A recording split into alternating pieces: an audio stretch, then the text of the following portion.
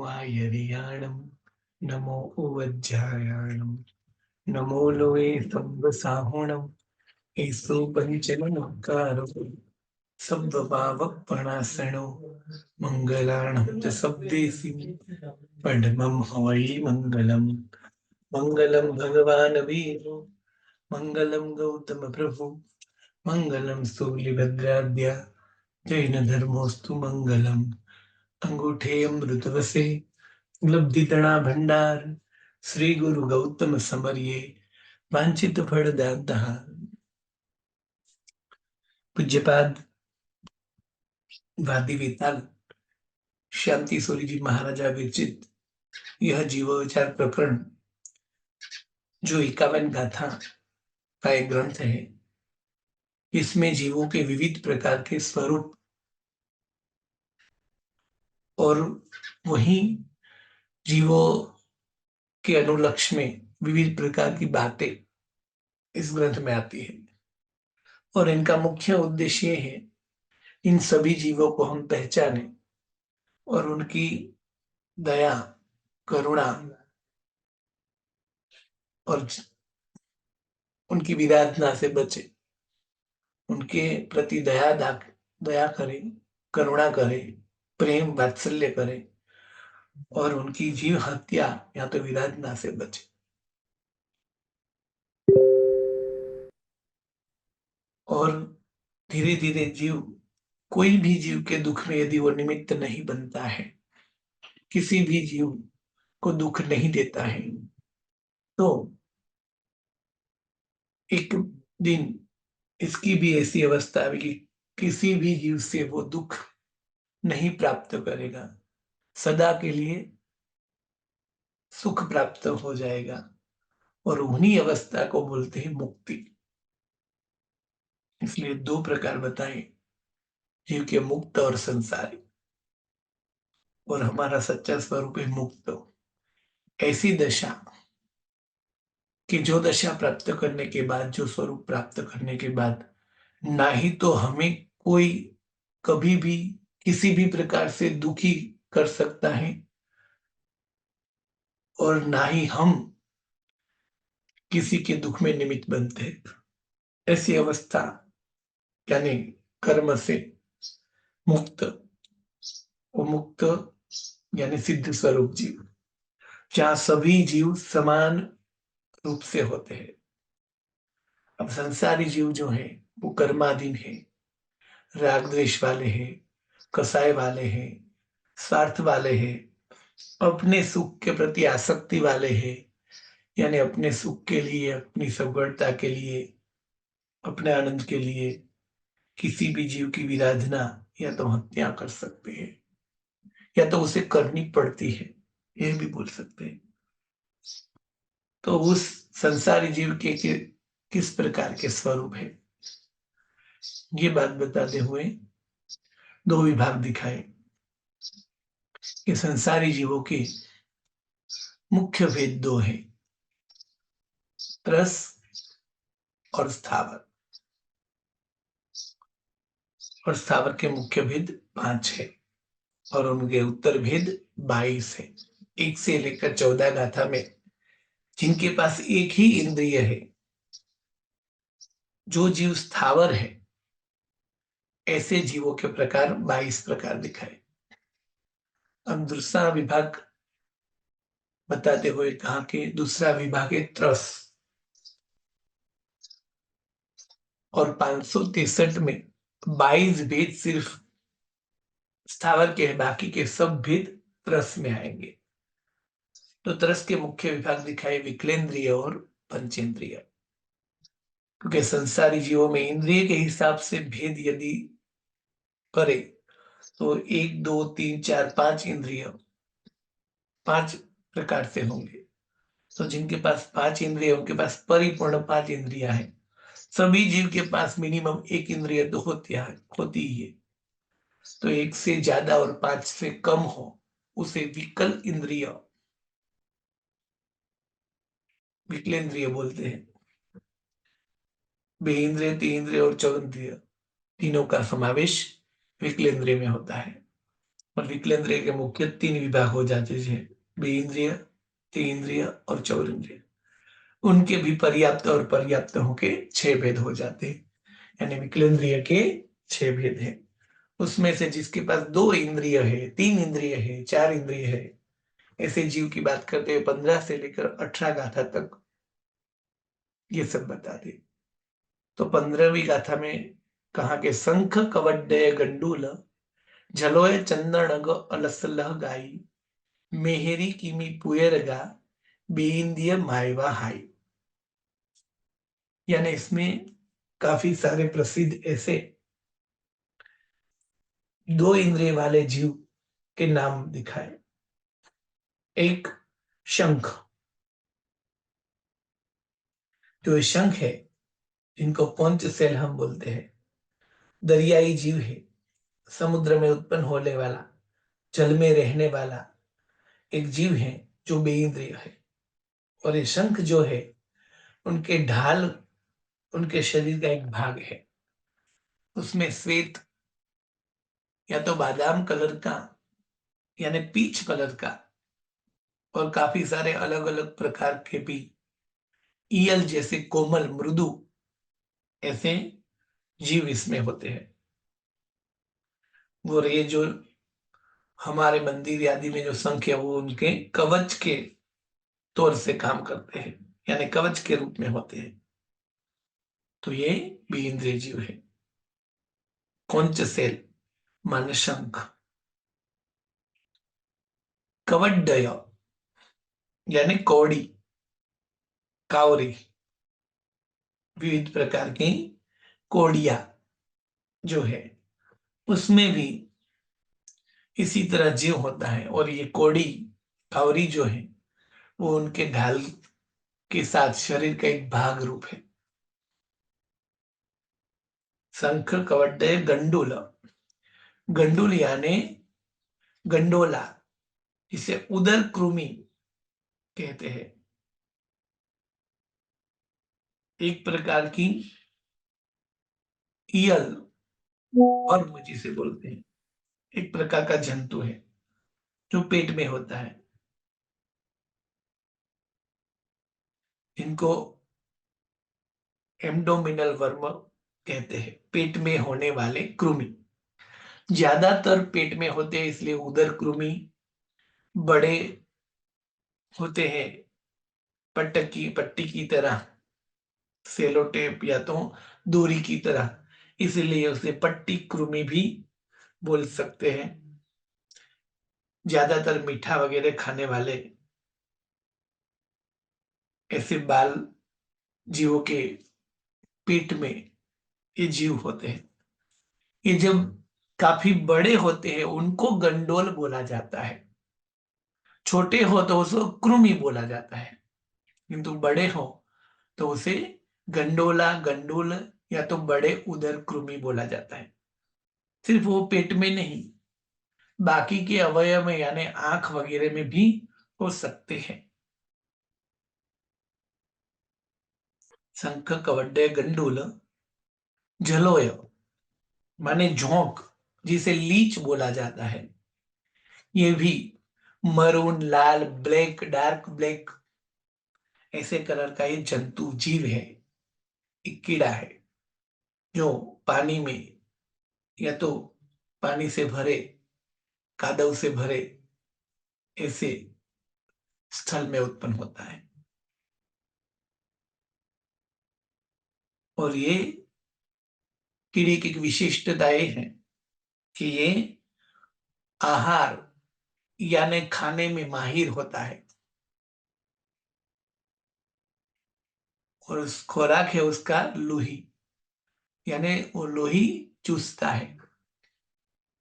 तो मानव के शरीर में रहा खराब लोही को वो चूसता है, अपने खुराक के रूप में वो लेता है।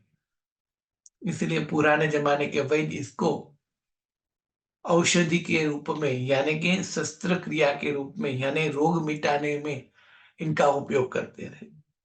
ये सभी कीटक को एक कांच की बरनी में या तो माटी के बर्तन में पानी रख के रखते थे। और जिनके शरीर में लोही बिगड़ गया है घाव लग गया है, परु पस हो गया है, तो वहां उनको रख देते थे। तो ये सब चूस लेता है वहां से और बड़ा बड़ा होने लगता है। तो ऐसी जलोई झोंक, जिसे लीच बोलते हैं, ये बेइंद्रिय जीव है। शंख कवड्डे गंडूल, जलोय चंदनग। चंदनग माने आयरिया। इसमें चित्र नहीं दिया है, किंतु जिसे हम बोलते हैं कि साधु भगवंत या तो साध्वी जी भगवंत जो है, वहां भगवान के तौर पे जो रखते हैं उनके पास, जिसके सामने हम सामयिक प्रतिक्रमण वगैरह करते हैं, छावनी पर रखे हुए होते हैं रुमाल में बांध के, तो यदि खोले तो उसमें 5 गोल गोल कोड़ी जैसे होते हैं। वो जो है वो बेइंद्र जीव होते हैं।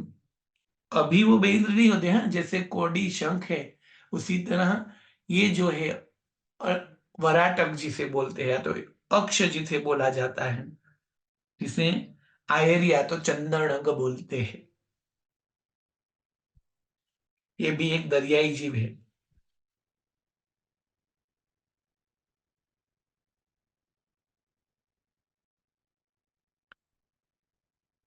शंख कवड्डय कंडूल जलोय चंदनग। अलस, अलस माने अड़सिया, इसको भूना गया तो भू सर्प भी बोल सकते हैं, और जिसको अर्थवर्म बोलते हैं। अर्थ माने भूमि, भूमि में जमीन में रहने वाला एक मृदु सा कीड़ा, ईयल, जो ज्यादातर बारिश के मौसम में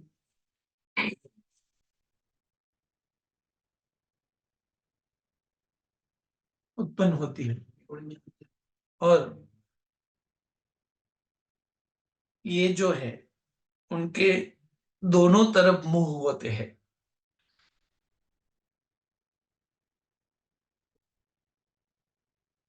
जिसको अर्थवर्म, अलसिया या तो भूनांग भी बोलते हैं, ये भी बेइंद्र जीव है, जिसका खोराक मिट्टी है, यानी वो माटी खाता है। शंख कवड्डे गंडूल जलोय चंदनग अलस लहगाई। गाई माने लाड़िया, जिसे गुजराती में लाड़िया जीव बोलते हैं, या तो लाल थल जिसे बोलते हैं। और वो वासी जो खोराक है, उसमें होने वाला, उत्पन्न होने वाला छोटा छोटे बेइंद्रिय जीव है।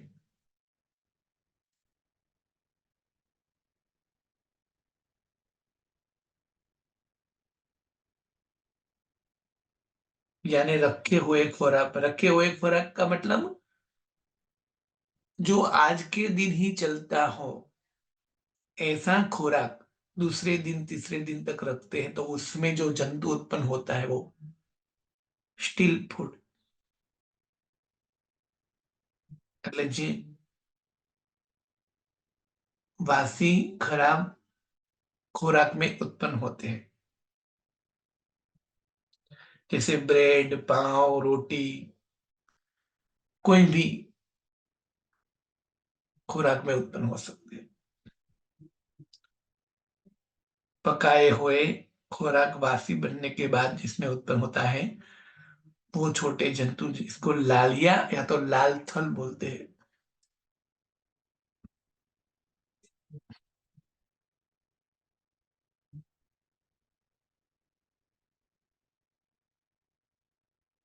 शंख कवड्डय गंडूल जलोय चंदनग अलस लहगाई मेहरी। मेहरी माने काष्ठ का कीड़ा, लकड़ी में उत्पन्न होने वाला कीड़ा, वुडवर्म, यानी काष्ठ में होने वाला एक कीड़ा है, जिनको मेहरी बोलते हैं। कहीं कहीं जगह पर ये भी है कि मेहरी माने उकरडे में उत्पन्न होने वाले ईयल को भी मेहरी कहते हैं। उकरडा माने जहां सब कचरा वगैरह फेंकते हैं वो, डस्टबिन आज की भाषा में बोले तो। पहले के जमाने में जो भी कूड़ा कचरा वगैरह था वो थोड़ी दूर एक ढग करते थे। सबका उकरडा यानी सबके कचरे का ढेर अलग अलग रहता था, और उसमें भी ऐसा ही कचरा रहता था, शायद वो खातर के तौर पे काम लगता था।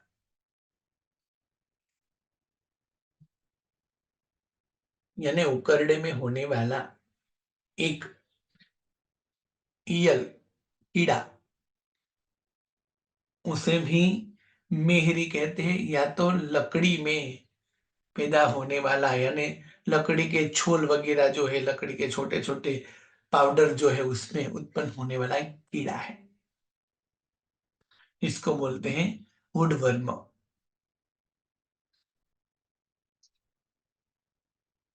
मेहरी कीमी,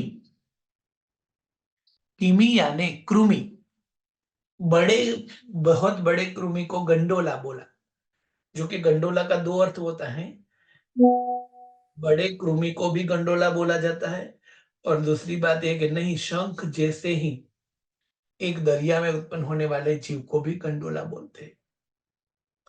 यदि समझो कि गंडोला ये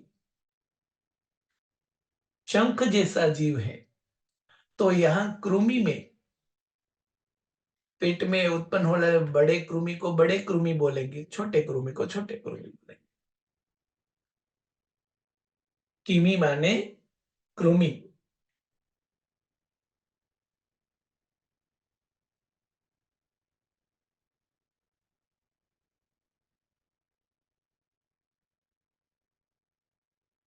जो छोटे छोटे श्वेत रंग के, सफेद रंग के, व्हाइट रंग के होते हैं वो।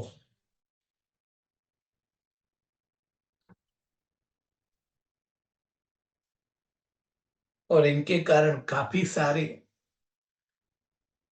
पेट के रोग आदि उत्पन्न होते हैं। स्कीमी माने कृमि। मेहरी कीमी पुयरगा। पुयरगा माने पोरा। ये जो दोनों चित्र नीचे जो है ऐसे, जैसे धागे की तरह छोटे छोटे धागे हो, छोटे छोटे तार हो, इसी तरह केसर के छोटे छोटे तातने जैसे होते हैं, उसी तरह दोरे जैसे, और आगे थोड़ा गोलमुख, जो रेड या तो ब्लैक रंग का होता है, और उनका शरीर ज्यादातर श्वेत रंग का होता है, जिसको वाटर लोएस बोलते हैं वो। यानी पानी जमा रहता है, यदि 1 2 3 दिन तक पानी ऐसे ही रहेगा तो उसमें जो जंतु उत्पन्न होते हैं वो, जिसे पोरा या तो पोरे बोलते हैं, जिसको वाटरलेस बोलते हैं। और कहीं भी पानी जमा होंगे तो उसमें ये जंतु उत्पन्न हो जाता है, और काफी सारी संख्या में उत्पन्न होते हैं, यानी पानी में सतत हिलते दिखते हैं। ये भी बेइंद्रिय जीव है। पानी जमा रहने से, पानी मलिन होने से, पानी गंदा होने से ये जीव वहां उत्पन्न हो जाते हैं।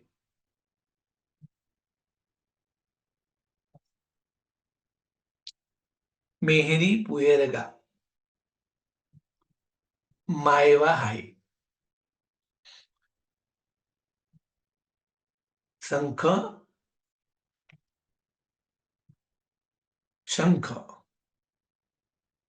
कवड्डय, गंडूल, जलोय, चंदनग, अलस, लहगाई, मेहरी, किमी, पुयरगा, मायवा हाई। मायवा हाई यानी चुड़ैल। चुड़ैल माने भूत प्रेत नहीं, एक बेइंद्रिय जीव का नाम भी चुड़ैल है। इसको मातृवाहिका भी बोलते हैं, इसको माइवाहाई बोलते हैं। शायद अंग्रेजी में उसका नाम मिलना मुश्किल है। इसको मातृवाहिका, माइवाहाई, या तो इसको चुड़ैल बोलते हैं। ये ब्लैक या मरून रंग की ये जीवात होती है, जिसके पैर नहीं होते। और ये जो जंतु है, ऐसा ही सेम जंतु तेंद्रिय में भी होता है, जिसके पैर होते हैं। बारिश के मौसम में ऐसे जीव निकलते हैं, जो पैर भी ना होते, पूरा ढेर की तरह होते हैं। मतलब 10, 15, 20 नहीं, 50, 60, 100 जितने एक साथ में होते हैं। और एक जंतु आगे चलता है, थोड़ी देर बाद देखो तो पूरे 100 के 100 आगे चले जाते हैं। तो वो जो है, वो ज्यादातर ये जो है वो उत्तर गुजरात में देखने मिलते हैं, यानी बनासकांठा जिले में ये प्रसिद्ध जीव है। इसको माईवाहावी चुड़ैल, या तो इसको और भी कुछ बोला जाता होगा।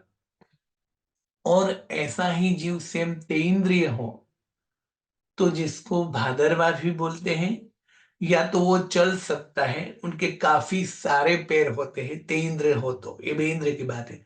और उस एक के ऊपर एक, यानी 2, 3, एक जीव के ऊपर पूरा एक जीव रहता है और पूरे दोनों साथ में चलते हैं। ये जो जीव है वो तेंद्रिय है। और पूरे 1, 2, 3, 4 या तो ज्यादा होते हैं, और जिनके पैर नहीं होते हैं, वो जो देखने मिलते हैं, उसे चुड़ैल या तो मातृवाहिका बोलते हैं। इसके अलावा भी बेइंद्रिय के काफी सारे भेद हुए। जैसे छिप, छिप में जैसे मोती होता है, तो कोई कोई छिप में ही होता है, किंतु शंख जैसे एक कोई जीव का ढाल या तो शरीर का भाग है। जैसे कौड़ी किसी जीव के शरीर का भाग है, इसी तरह छिप वो भी ढाल के रूप में होता है। और उनमें जो जीव है वो बेइंद्रिय जीव होता है। मोती नहीं, हाँ, मोती तो एक इंद्रिय है। जो जीव जंतु है, सभी छिप में कहीं मोती नहीं होते हैं, किंतु ये छिप वगैरह जो है, वो जो है वो बेइंद्रिय जीव है। इसके अलावा और भी, जैसे नाहरू, यानी जिसको वाला बोलते हैं, वाला गुजराती में जिन्हें वाड़ा बोला है, हिंदी में जिसको नाहरू बोलते हैं, वो पानी में होने वाले तार जैसे जीव है।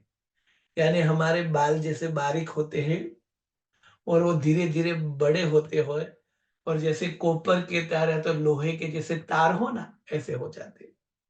और जब वो छोटे स्वरूप में होते हैं, पानी में होते हैं, यानी अलगल पानी वगैरह पीने के बाद में, ये सब जीव के शरीर में जाते हैं, और बड़े होने के बाद वो जीव के शरीर को छलनी करके बाहर निकलते हैं, जिसको वाड़ा बोलते हैं।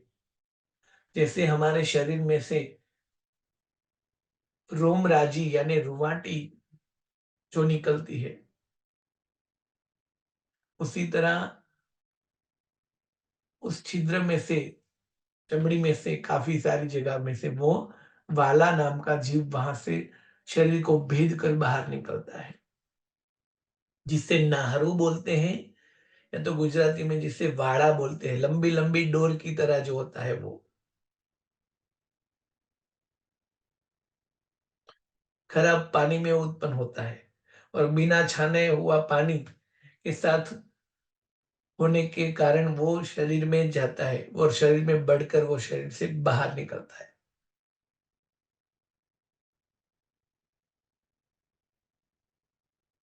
इसी तरह रेशम के कीड़े, वो भी बेइंद्रिय जीव है। ऐसे कई सारे बेइंद्रिय जीव है, जो छोटे जंतु के रूप में दिखाई दे। ज्यादातर पानी के आसपास में दिखाई देते हैं, जिनको पैर बिल्कुल नहीं है और जो चलते हैं छोटे जीव जंतु, वो सभी बेइंद्रिय है। यहाँ इतने उदाहरण दिए, इसके अलावा भी काफी सारे बेइंद्रिय होते हैं जिनको देखकर वो आगे जा रहे हैं, किंतु इसको एक भी पैर नहीं है। बड़े नहीं, हाँ, सांप अजगर वो भी पैर नहीं हो तो, किंतु वो तो पंचेंद्रिय है। तो वो सब बेइंद्रिय जीव है।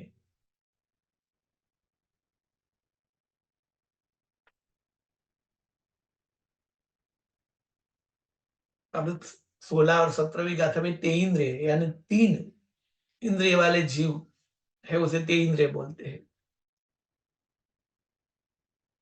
उनके भी काफी सारे नाम प्रसिद्ध है। 16 और 17वीं गाथा में इसके कई सारे नाम लिए ही तेइंद्रिय है। वैसे हजारों प्रकार के इस दुनिया में करोड़ों भी हो सकते हैं, और अनेक प्रकार, करोड़ से भी ज्यादा प्रकार तेइंद्रिय के हो सकते हैं। तो तेइंद्रिय जो है वो जो छोटा जीव जंतु है जिसको पैर है और जिसके आगे 2 मूंछों जैसे बाल होते हैं, वो तेइंद्रिय जंतु है। उनके काफी सारे नाम: गोमी मंकण जुआ, पीपीली उद्देहियाय मकोड़ा, इल्लिए घय मिल्लियो, सावय गोकिड जाइयो, कद्द है चोर कीड़ा, गोमय कीड़ाय धन्न कीड़ाय, कुंतु गोवालिय इलिया, तेन इंद्र गोवाई। गोमी, इसको कान खजूरा बोलते हैं। ગુજરાતીની સાદી ભાષામાં જેને ખાન ખજૂરો બોલાય છે તે કાન ખજૂરો, કાન खजूरा। अंग्रेजी में जिसको सेंटीपेड बोलते हैं, वो लंबा सा जंतु है, कई सारे पैरों वाला होता है। 20 से लेकर 300, 350 तक पैर इनके होते हैं। इस चित्र में कई सारे पैर दिखते हैं।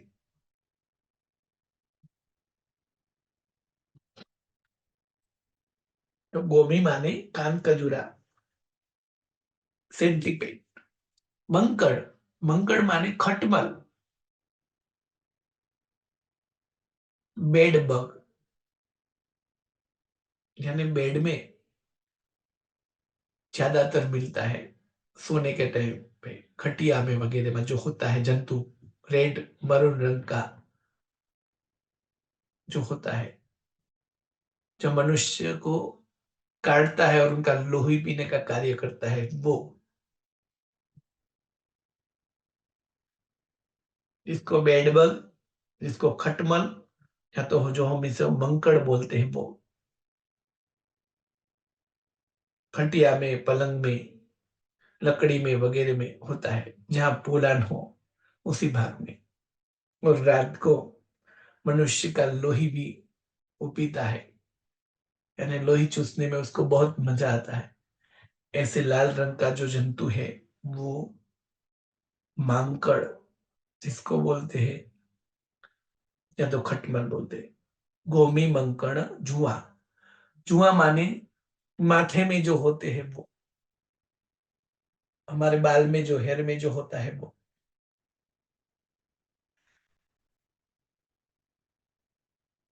घोड़ा नहीं, हाँ, जंतु।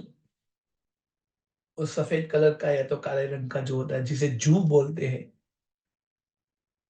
जिसको लाइस बोलते हैं, वो मस्तक में, सिर में, बाल में होने वाले जू जीव जंतु, जो भी मनुष्य, वो भी मनुष्य का लहू वगैरह पीती है, इसको जुआ बोलते हैं। वो 3 इंद्रिय जीव है: गोमी मंकड़ जुआ।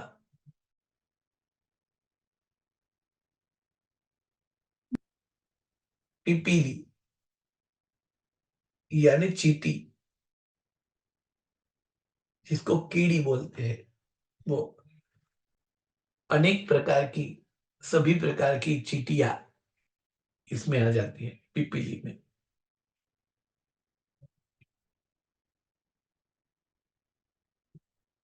इसको अंट बोलते हैं, लाल काली ज्यादातर हमने लाल और काली दो रंग की देखी होती है, किंतु यहाँ उनके चित्र में अलग अलग प्रकार की चींटियां यानी कीड़ी उनके चित्र दिए हैं। 20 प्रकार की बताई है। सामान्य तौर से सभी एक जैसी लगती है, रंग में फिर है। ज्यादातर चींटियां कभी अकेली नहीं रहती, काफी सारी संख्या में होती है। एक जगह से दूसरी जगह पर जाती है तो भी ऐसे ही जाती है।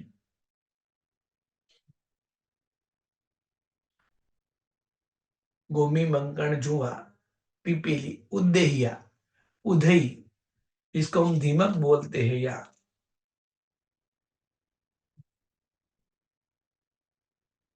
जो फर्नीचर वगैरह को पूरा काट लेती है, खा जाती है, वो उद्दैया। इसको तरमाइट बोलते हैं, जिनका मुख बहुत कातिल होता है, श्वेत रंग। उनका मुख ज्यादातर लाल रंग का जो रहता है, आगे का भाग वो।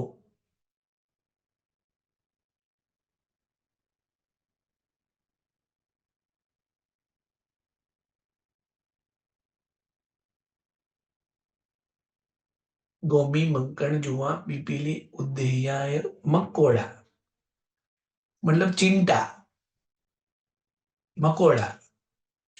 इसको ब्लैक अंट या तो कीड़ी से बड़ा होता है, किंतु वो अलग है, कीड़ी नहीं है, कीड़ी जैसा है उसका आकार वगैरह। और इस मंकोड़ा नाम का जीव को या तो यानी मकोड़े को ज्यादातर मीठा बहुत पसंद है। जहां भी गुड़ या तो मीठी चीज होगी वहां ढेर सारे मंकोड़े जीवात आ जाएंगे। शायद सभी इसमें से सभी हमने देखे हैं, जिसे गोमे भी देखा है, यानी सेंटीपेड, बेड बग भी देखा नहीं, किंतु इनकी अनुभूति की होती है। पर चू, वो भी, चिंटी, वो भी, चिंटा यानी मकोड़ा, वो भी, उधई। गोमी, मंकड़, जुआ, पिपीली, उदय, मंकोड़ा, इलिय यानी ईयल।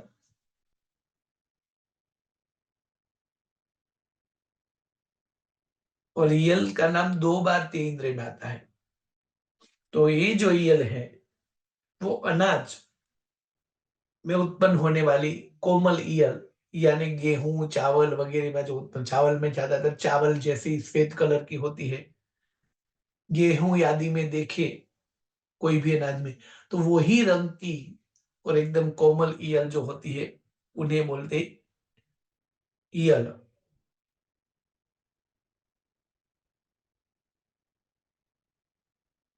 इसको बेंगोट भी बोलते हैं, या तो फाउंड इन ग्रेन्स, मेगोट इसको बोलते हैं। अन्न में यल दो प्रकार की होती है, बेइंद्रिय में भी यल है, तो तेइंद्रिय में भी दो प्रकार की यल है। एक है अनाज में, यानी गेहूं चावल वगैरह में उत्पन्न होने वाली कोमल यल।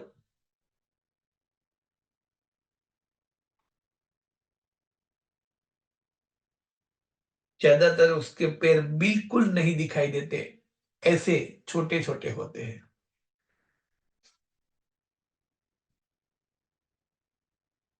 इसको मेगोट बोलते हैं,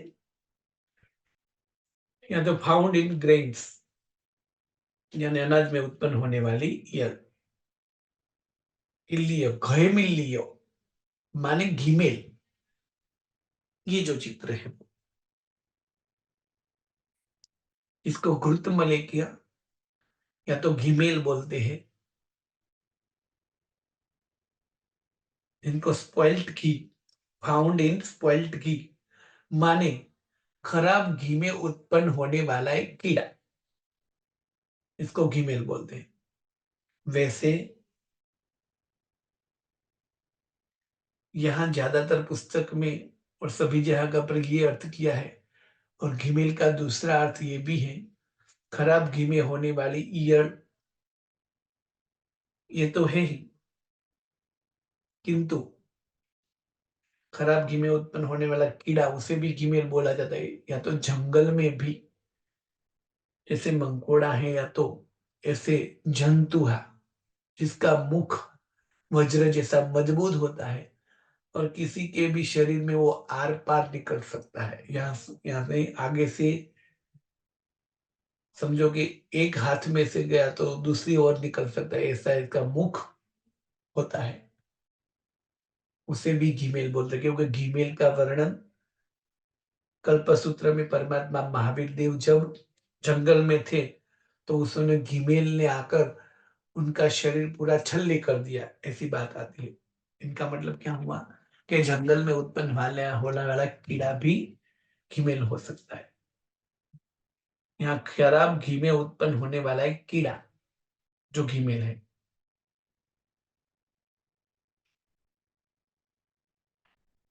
मिल लियो सावयव। सावय मतलब सावा, जिसको चमड़ी की जू बोलते हैं, चर्मजू। जैसे हेयर मस्तक में, माथा में, बाल में जू होते हैं, उसे जुआ बोलते हैं, जू बोलते हैं।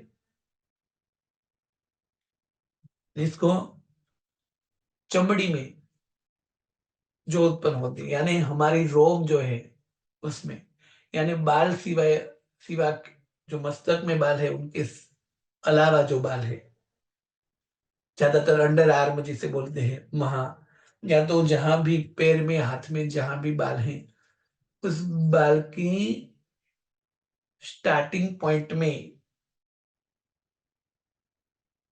यानी मूल में, ये छोटा सा जंतु उत्पन्न होता है जो ज्यादा श्वेत कलर का होता है, या तो दूसरे रंग का भी हो सकता है।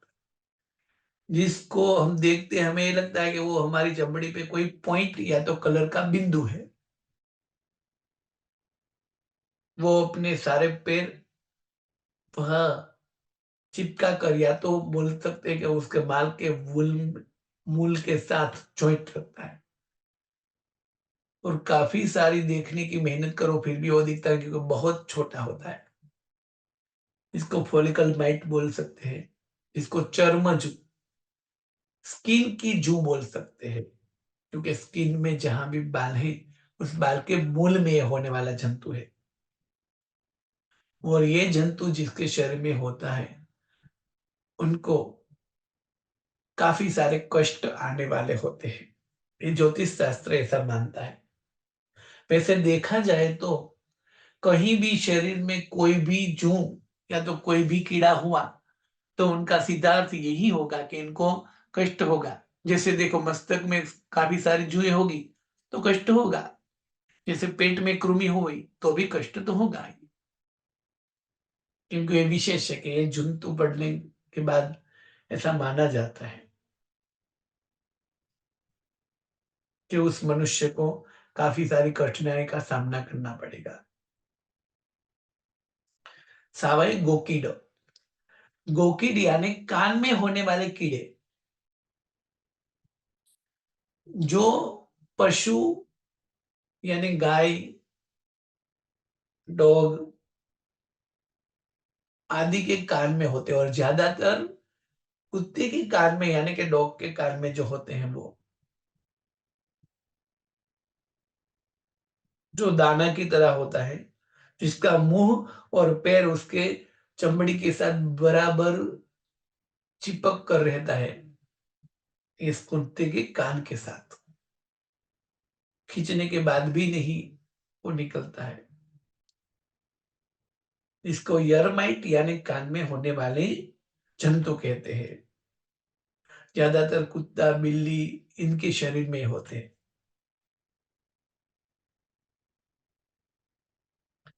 इसी तरह कीड़े की सभी प्रकार की जातियां, जो अनेक प्रकार के बताए, वो गोकीट जाइयो मतलब विविध प्रकार की जातियां। गद्द है, इसको हाइव बीटल बोलते हैं, जिसको शास्त्रीय भाषा में उत्तिंगा बोलते हैं। एक प्रकार का कीड़ा है जो ज्यादातर अवावरू जगह पर रहता है, यानी कि जहां मानव बस्ती वगैरह नहीं है, भीगी हुई जमीन है, उस जगह पर यानी गौशाला वगैरह में देखने मिलता है, ऐसा एक जंतु है। ऐसा ही जंतु चौरंगी भी होता है, जो ज्यादातर चातुर्मास में लाइट के आसपास में रहता है, किंतु वो उड़ सकता है, ये उड़ नहीं सकता है, ये फर्क है। गद्द है चोर कीड़ा। चोर कीड़ा का मतलब है वुडन इंसेक्ट, यानी लकड़े में होने वाला एक कीड़ा, उसे चोर कीड़ा या तो धूड़ के कीड़े बोलते हैं। लकड़ी में होने वाला एक कीड़े का प्रकार है, जिसको चोर कीड़ा बोलते हैं, जो कि काफी सारी जगह पर चोर कीड़ा का दूसरा अर्थ भी किया है।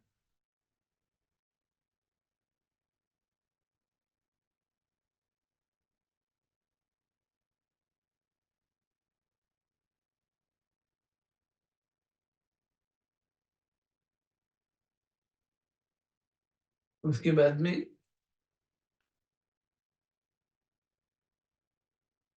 चोर कीड़ा गोमय कीड़ा है। गोमय कीड़ा मतलब छाण के कीड़े, जिसको विष्टा के कीड़े भी बोले जाते हैं, यानी डंग बीटल, जो गोबर में होते हैं वो कीड़े। धन्न कीड़ा यानी धान्य के कीड़े, यानी धनेरा, वो धान्य में होने वाली ईयल थी, ये प्रसिद्ध धनेड़ा जिन्हें આપણે બોલીએ છીએ તે धान्य के कीड़े। व्हीट वेविल धान्य के कीड़े, જેને ધનેડા કહેવાય છે તે।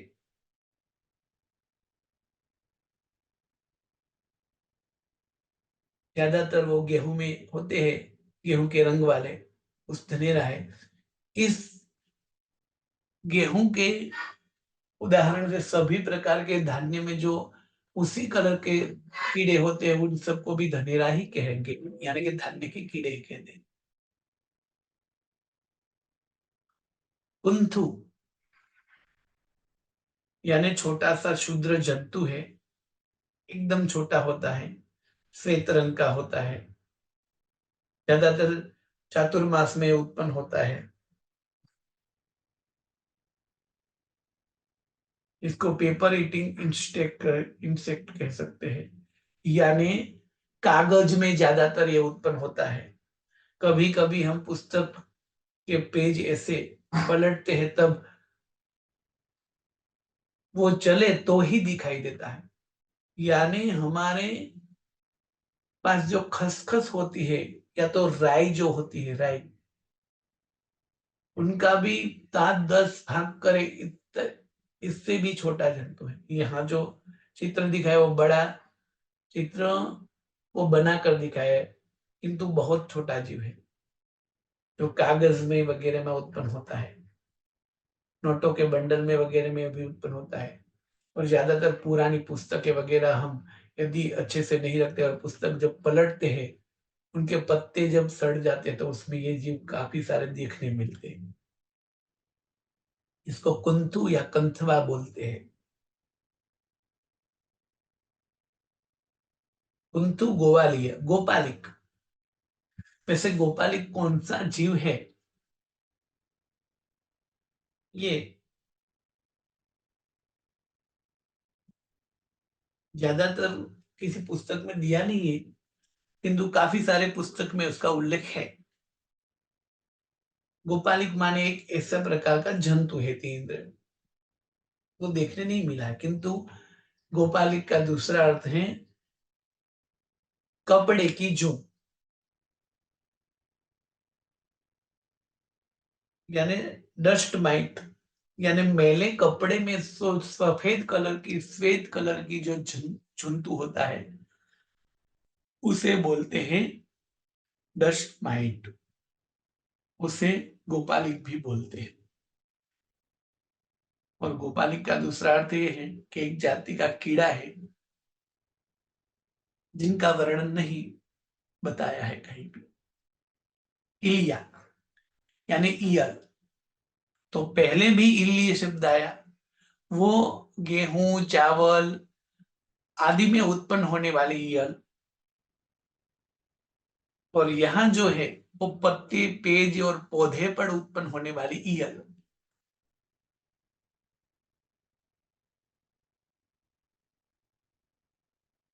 यल माने लट, पर वो जो है वो धान्य में उत्पन्न होने वाली यल थी।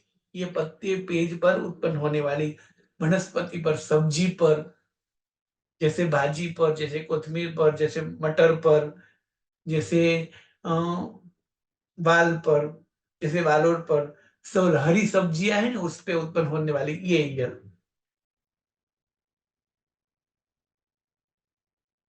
इंद गोवाई, इंद गोवाई, इंद गोवाई मतलब इंद्र गोप, इंद्र गाय जिसको बोलते हैं, जिसको बरसात के मामा या तो ममोला भी बोलते हैं। इसको इंद्र गाय बोलते हैं, इंद्र गोप बोलते हैं, या तो इंद्र की गाय बोलते हैं। इसे रेड वेलवेट माइट्स बोलते हैं वो, यानी वेलवेट यानी मखमल जैसा, वेलवेट जैसा जिनका पूरा शरीर होता है, मखमली शरीर।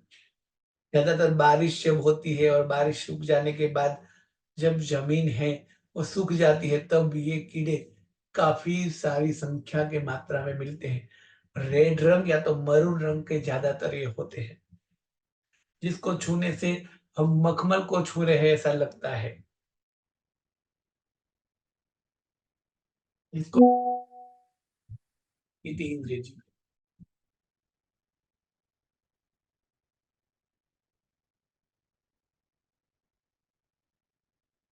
और उसके बाद 18वीं गाथा में चौरंद्रिय जीव के नाम बताए हैं काफी सारे, जिनकी बात हम सोमवार के पाठ में करेंगे।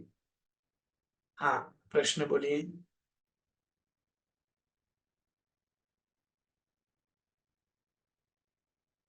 हाँ विद्याबेन।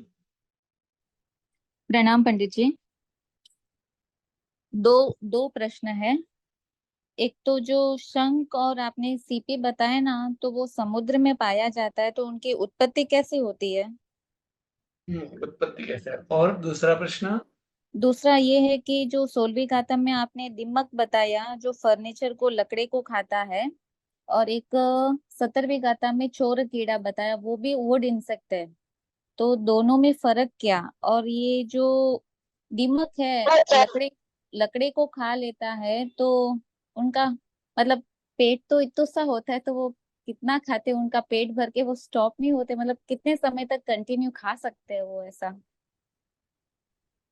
बराबर है। देखिए, पहली बात तो ये जो है कि शंख शंख वगैरह जो है वो कैसे उत्पन्न होते हैं। तो एक इंद्रिय, बे इंद्रिय और ते इंद्रिय और चौर इंद्रिय जो है, वो जीव जो है उनके पीछे की उत्पत्ति का कारण अलग है। जो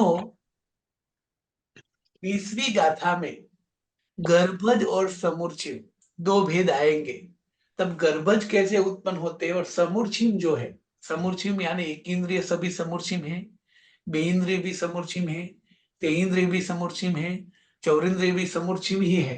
पंचेंद्रिय दोनों प्रकार के होते हैं, समूर्छिम और गर्भज। तो गर्भज कौन से है और समूर्छिम कौन से है, और चौरिंद्रिय तेइंद्रिय कैसे उत्पन्न होते हैं, उनकी बात आएगी कि ये ऐसे उत्पन्न होते हैं।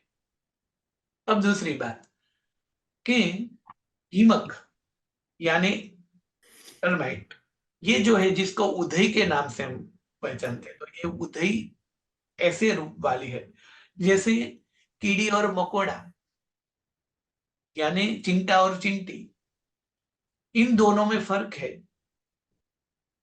वैसे हमें दिखने में दोनों एक जैसे लगते हैं, क्योंकि दोनों फर्क वाले जीव हैं। ठीक है, ध्यान से देखे तो कीड़ी के आगे जैसे चिंटा है, वो हमें काट लेता है तो छोड़ेगा नहीं, ऐसे नाखून जैसे दो रहते हैं समान दिखने वाले। तो गीमक जो है यानी उधई जो है वो ऐसी है। और जबकि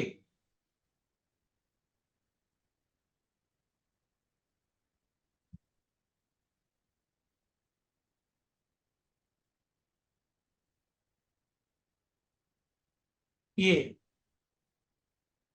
काष्ठ का कीड़ा जो है वो ऐसा है, या तो केंद्र में ही देखें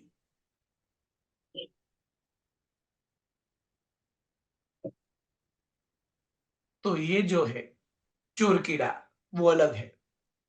अब दूसरी बात, खाना, ये जो है वो काष्ठ के पोलान में होने वाला जीव है, काष्ठ में सिर्फ छिद्र करता है ये है। और इसी तरह उदय यानी घीमक जो है उनका पेट तो बहुत छोटा है, किंतु वो कितना काष्ठ खाएगी, तो ये नहीं है कि पूरा काष्ठ खा लेती है। काष्ठ खा लेती का मतलब यही समझना है, उसको तोड़ देती है, उसको कोर लेती है, इतना मतलब समझना है। और ये जो है वो एक संख्या में नहीं होती, जहां भी उत्पन्न होती वहां अनेक संख्या में होती है, यानी पूरे फर्नीचर कार्ड को छल्ली छल्ली कर देती है, उसका चूर चूर कर देती है। ऐसे पेज को भी एक काष्ठ के अलावा कागज वगैरह सभी को भी ऐसा करती है वो, और जमीन को में भी ऐसा करती है। और जमीन में से वो मिट्टी लेकर अपना जो घर है वो आगे आगे आगे बढ़ाते बढ़ाते हमारी दीवार पे पूरा जमीन से लेकर छत तक वो जा सकती है धीरे धीरे। ये उदय तो है। तो पंडित जी, ये जो आपने ब्लैक एंड का बताया ना, मकोड़ा, हम्म, तो ये जो मिठाई में ज्यादातर जल्दी से दिखने को मिलता है गांव में वगैरह, तो ये लोग अगर, जैसे आपने बताया कि वो खाते नहीं, आजू बाजू घूमते रहते हैं, तो भी इतनी संख्या में बुला के खाली घूमते हैं, इतना खाते नहीं है, ऐसा नहीं नहीं, समझना। हम घीमक की बात कर रहे हैं। आपने दिमक का समझाया, वो क्लियर हो गया कि वो खाते नहीं है, सिर्फ छेद करके उनका काम है, छेद करना, छेद करके हम्म, आगे आगे बढ़ते रहते हैं। हाँ तो जो ब्लैक एंड है वो तो खाने के पदार्थ में देखने को मिलता है। हाँ, तो तो वो खाने के पदार्थ में उस पदार्थ को खा जाते हैं, मतलब आके एक मिठाई का टुकड़ा रखोगे, तो वो इतना सारा नहीं खाएगा क्योंकि उनका पेट कम होता है, थोड़ा होता है। वहां समझो कि एक मिठाई का टुकड़ा है, हाँ, और उसमें 100-200 मकोड़े आ गए, तो धीरे धीरे धीरे करके आधे घंटे 2 घंटे या तो 3 घंटे के बाद देखोगे तो उसमें मिठाई में से चौथाई भाग कम हो सकता है, क्योंकि वो खा सकते हैं। और ये जो है उधई वगैरह वो भी मिट्टी कागज और लकड़ी भी खाती है, किंतु ऐसे कहा ना कि पूरा इतना फर्नीचर बिगाड़ दिया तो इतना सारा नहीं खा सकते हैं। हाँ, और हम ये बोलते हैं कि उनका पेट छोटा होगा तो वो एक दिन में या एक घंटे में तो सभी लकड़ी को कोर के नहीं खा सकते हैं, या तो वो जो है नहीं तोड़ सकते हैं। जैसे हम देखें तो हमें लगता है कि हमारा पेट भी इतना है तो हम हर रोज 1 किलो खाते हैं, किंतु आज तक का देखे और हिसाब मारे तो हमें लगेगा कि हमने हजारों टन दूध पी लिया है यद अब तक तो, और पानी भी काफी सारी लीटर की मात्रा में पी लिया है। तो यहाँ इनको भी दोनों है, खाना है वैसे विष्टा भी वो करते हैं। तो ओ, उनका तो पूरा जीवन उसमें एक फर्नीचर में या तो एक कुर्सी में निकल जाएगा ना। हाँ हाँ, बरोबर। तो हाँ इसमें ऐसा समझना है कि वुड इंसेक्ट दो टाइप्स के हैं, जो फर्नीचर खाने वाले, जो टर्माइट भी हो सकते हैं और चोर कीड़ा उदेही हाँ, दोनों में हो सकते हैं। चोर ओ, कीड़ा ज्यादातर फर्नीचर वगैरह में नहीं, किंतु पूरा जो वृक्ष होता है लकड़ा है उसमें हाँ रह हाँ। कीड़ा है, ओके मतलब ओके। उसको कोतरने वाला कीड़ा है। ओके ओके, क्लियर हो गया, धन्यवाद पंडित जी। प्रणाम। गुरु जी प्रणाम। मेरा एक प्रश्न था कि वो मुक्त और संसारी जीव की डेफिनेशन बताइए ना फिर से। फिर से। हाँ, हाँ बोलिए अर्चना बेन। मुक्त मुक्त और संसारी जीव की डेफिनेशन। मुक्त और संसार जीव की डेफिनेशन, तो मुक्त माने पहली गाथा में बताया, मुक्त माने आठों कर्मों से जो मुक्त हो गए हैं, जिनको जन्म मरण आदि अब नहीं है, जिनको कोई भी दुख नहीं है, जिनको कोई भी व्यथा वगैरह नहीं है, सिर्फ अपने आत्मिक सुख में भी जिनके पास अनंत ज्ञान अनंत दर्शन अनंत चारित्र है, और अनंत काल तक सब अपने अध्यात्म सुख में ही रहने वाले, यानी सभी कर्मों से मुक्त होकर स्वरूप सिद्ध विराजमान है, उनको मुक्त जीव बोलते हैं। जिनको कोई भी जीव दुखी नहीं कर सकता और जिनके कारण भी दुख दुख नहीं होगा, मतलब कि किसी भी जीव को। धरती रहवा दे बेटा। हाँ, बोलिए प्रश्न आगे। गुरु हाँ, प्रणाम गुरुजी।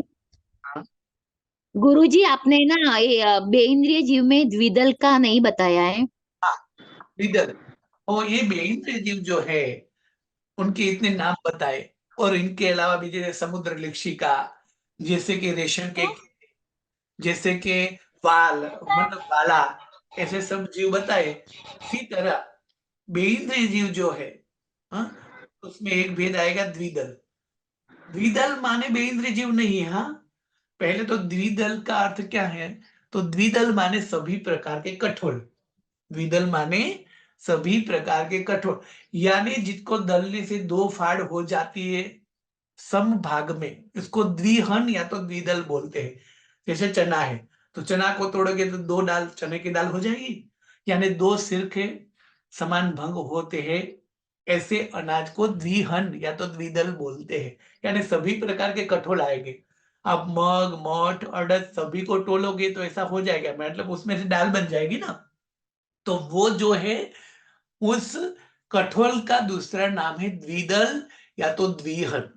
अब द्विदल जीव जंतु कौन से है, तो कहते हैं कि वो कोई भी कठोल हो, या पूरा हो, लीला हो, सूखा हो, दाल के रूप में हो, आटे के रूप में हो, उसकी कोई भी चीज बनी है, यानी मग का शाक है।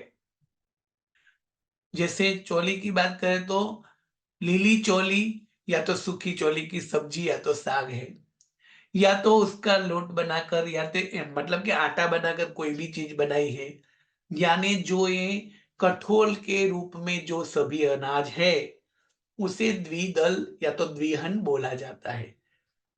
उनकी कोई भी सब्जी, उनकी कोई भी दाल, उनकी कोई भी मिठाई, तो हमें लगे उसकी मिठाई थोड़ी बहुत बनती है। मोहन थाल कौन से लोट से बनता है, मेंदू वड़ा कौन से लोट से बनता है, तो काफी सारी मिठाइयाँ, काफी सारे फरसाण जो भी है ज्यादातर कठोल के लोट से ही बनते हैं।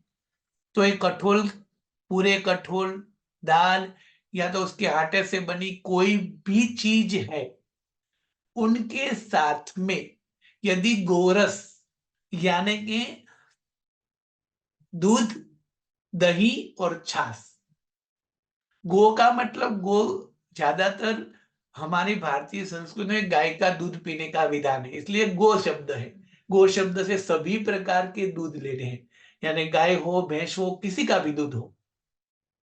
तो दूध, दही और छाछ, ये तीनों यदि कच्चे हो, यानी पकाए हुए नहीं हो, या तीनों प्रकार के गोरस कच्चे हो और उसके साथ ये कठोल यानी द्विहन वाले अनाज का कोई भी अंश मिक्स होगा, तो जो जंतु उत्पन्न होगा उस जंतु को भी द्विदल के नाम से कहते हैं। यानी हम क्या बोले, द्विदल होगा। द्विदल होगा मतलब वहां जीव जंतु उत्पन्न होगा। तो वो कैसे होते हैं, तो कि अनेक प्रकार के होते हैं, मतलब कि जिस रंग की मिठाई है उसमें छाछ गिरी तो वो जो रंग है उसी रंग के जीव जंतु उसमें उत्पन्न होने वाले, मतलब कौन से हो गए, बेइंद्रिय, उसे बोलते हैं द्विदल उत्पन्न होना। द्विदल उत्पन्न होने का मतलब है वहां बेइंद्रिय जीव उत्पन्न होना।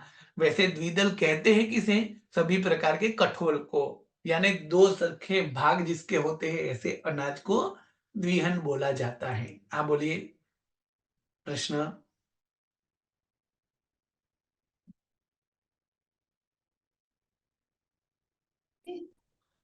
प्रणाम गुरुजी। गुरुजी आप 60 क्वेश्चंस भेजने वाले थे, हाँ बोलिए।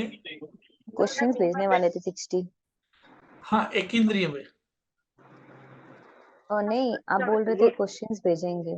हाँ तो हाँ, एक इंद्रिय के जो 22 वेद है ना, उस 22 वेद का हाँ, और उसके साथ दो चार्ट भेजेंगे।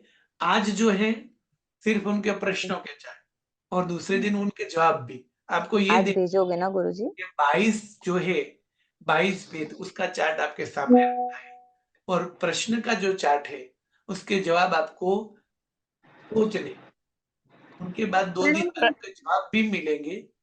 मतलब 22 भेद में से ही आपको ये जवाब दे, 22 भेद के रूप में ही ये हाँ वही प्रश्न क्वेश्चंस है। आए नहीं है, वही बता। हाँ, वो आज भेजेंगे इस ओके ग्रुप में। गुरुजी। प्रणाम गुरुजी। बोलिए। गुरुजी प्रणाम। हाँ गुरुजी, नाखून में जीव होता है या नहीं?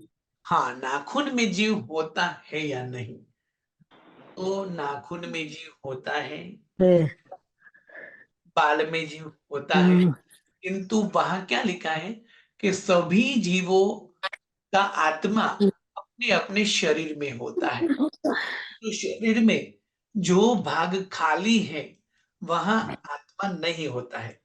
तो पुस्तक में, कई सारे पुस्तक में 7 जगह ऐसी बताई है कि जहां हमारा शरीर है किंतु आत्मा नहीं है।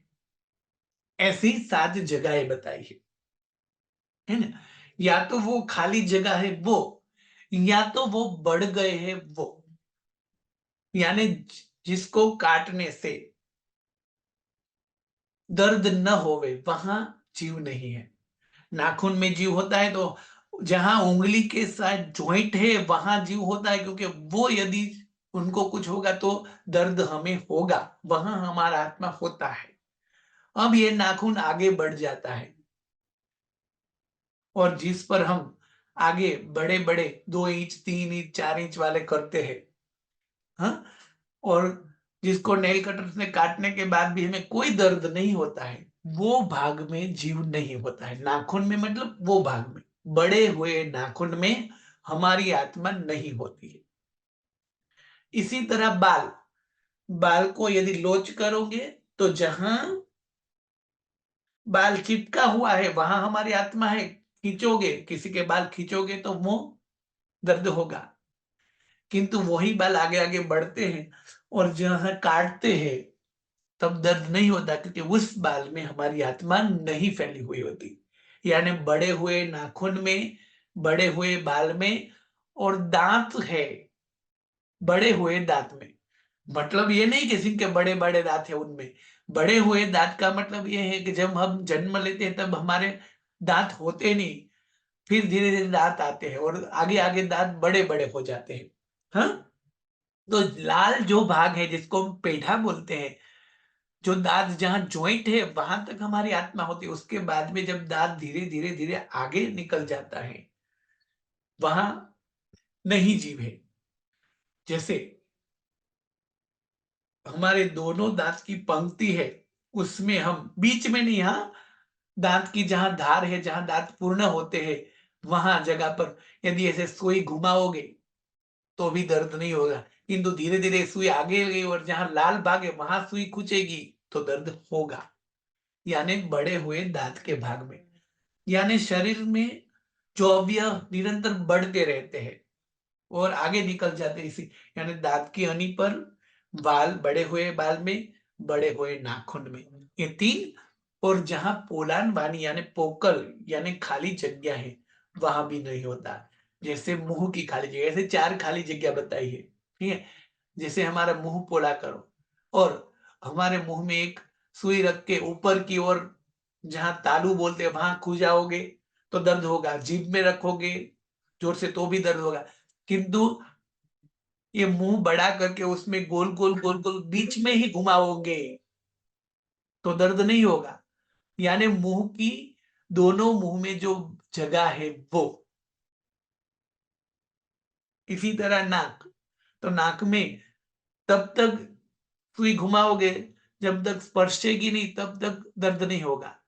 तो स्पर्श जहां है वहां दर्द है, और बीच की वाली जगह जो है वो उसकी खाली जगह बोलते हैं। यानी 4 प्रकार की खाली जगह और बड़े हुए अंग जिसमें बाल, नाखून और दांत है, वहां आत्मा नहीं होता, बाकी सब जगह पर आत्मा होता है। हाँ बोलिए, प्रश्न।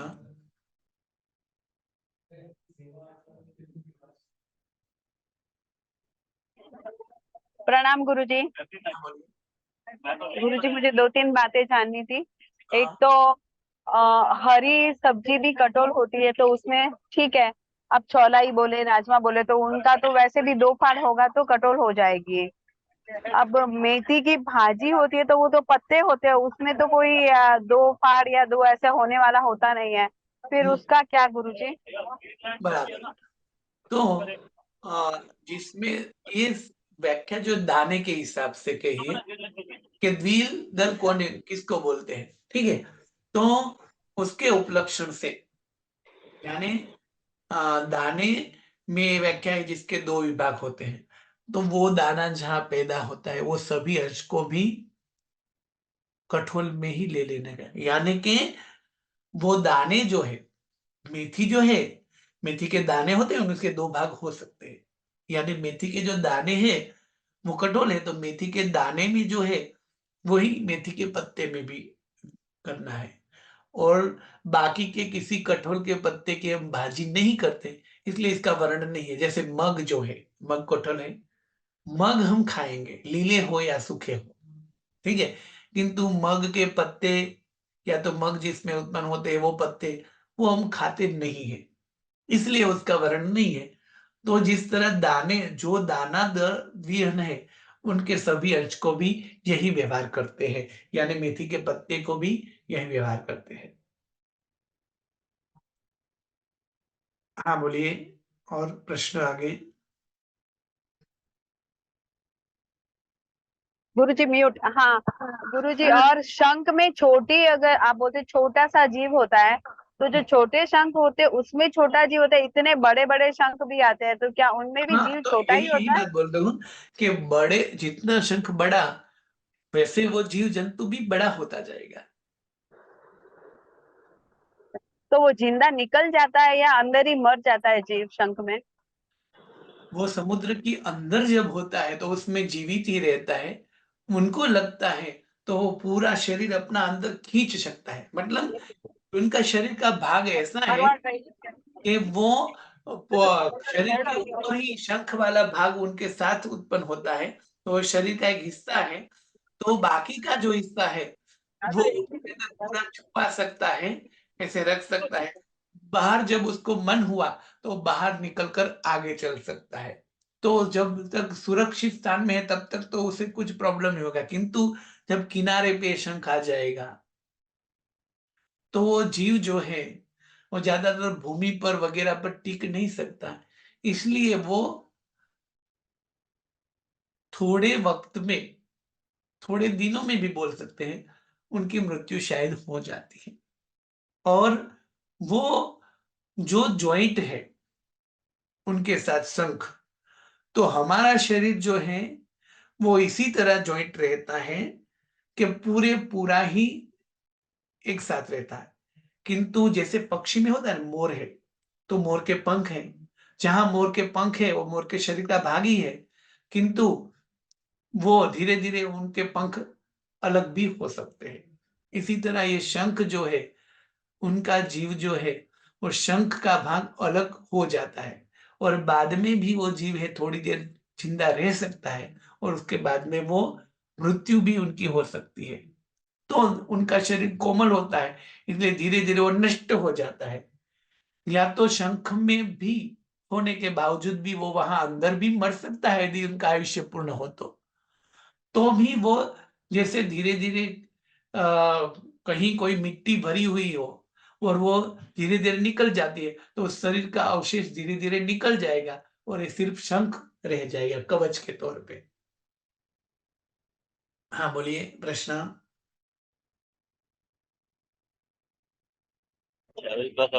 हाँ जी गुरुजी, बहुत बहुत धन्यवाद। हाँ बोलिए। गुरुजी प्रणाम। हाँ करुणा बहन। कच्चे दूध को हम गर्म करते हैं फिर तो भी वो द्विदुल होता है?